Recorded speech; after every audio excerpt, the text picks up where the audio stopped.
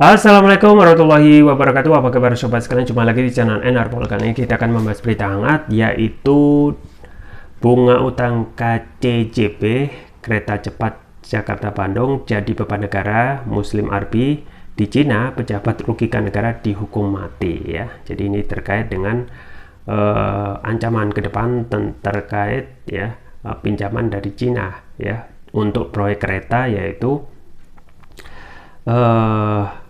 kereta cepat yang dikhawatirkan akan menjadi debt trap atau jebakan utang, yang negara-negara itu sebagian sudah sadar tentang bahayanya debt trap oleh Cina. Baik, langsung saja kita baca dan kita ulas sesuai yang dilansir oleh airmall.id. Republik Merdeka, bunga utang proyek kereta cepat Jakarta-Bandung KCJB membuat Indonesia menjadi sandera China. Untuk itu, para pengelolanya yakni Presiden Jokowi dan Menteri Koordinator Bidang Kemaritiman dan Investasi Luhut Binsar Panjaitan LBP harus tanggung jawab.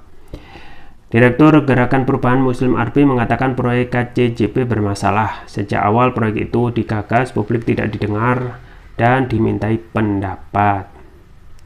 Proyek ini sangat dipaksakan, sekarang publik yang dibebani dari awal menanggung utang, beban dan merugi juga belum rampung.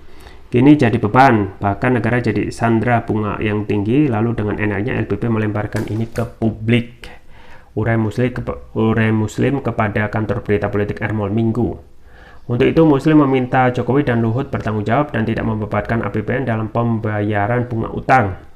Pengelola negara yang ugal-ugalan harus tanggung jawab. Kalau di Cina, pejabat negara yang merugikan negara seperti ini dihukum mati, tegasnya. Karena sambung dia, proyek KCJB jelas-jelas telah menjebak negara, karena pada akhirnya Cina meminta jaminan APBN. Ini kacau dan sangat berbahaya. Kini Cina mulai melakukan penekanan, negara jadi korban tekanan Cina, maka para pengelolanya harus tanggung jawab, pungkas Muslim.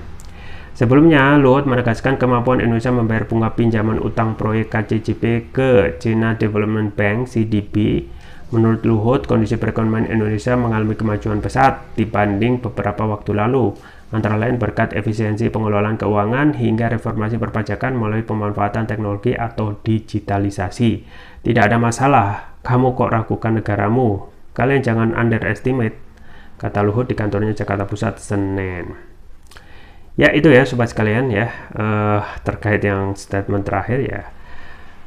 Kenapa ya patutlah kita ragukan ya, karena ini memakai uang rakyat, kecuali kalau uang pribadi gitu ya, karena kita itu sudah susah gitu ya, dan korupsi gila-gilaan ya, jadi terkesan memang tidak ada baiknya negeri ini gitu ya, dari praktek KKN atau korupsi, kolusi, dana putus yang gila-gilaan, ditambah lagi tentang proyek kereta cepat yang tidak jelas kemanfaatannya untuk masyarakat. Nanti pun kalaupun jadi, kemungkinan tidak akan bisa diakses oleh semua orang ya, karena tiketnya pasti mahal gitu ya, dan orang-orang berduit saja.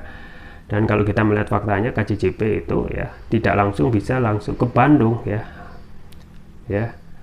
harus naik transportasi yang lain dulu ya. Jadi kereta cepat dengan jarak yang pendek ya ternyata terbukti bermasalah ya, yang semulanya Jepang dan Cina menyampaikan proposal ya. Proposal awal memang lebih menguntungkan Cina ya, dengan nilai yang lebih murah ya, dengan tidak menjadikan syarat-syarat yang ketat ya, tetapi semuanya itu justru hilang itu semuanya. Dan akhirnya yang lebih masuk akal justru dari teknologi Jepang. Tetapi nasi sudah jadi bubur ya, dan saat ini Cina sudah mendesak untuk menjadikan APBN itu sebagai jaminan agar proyek ini tetap berlangsung ya.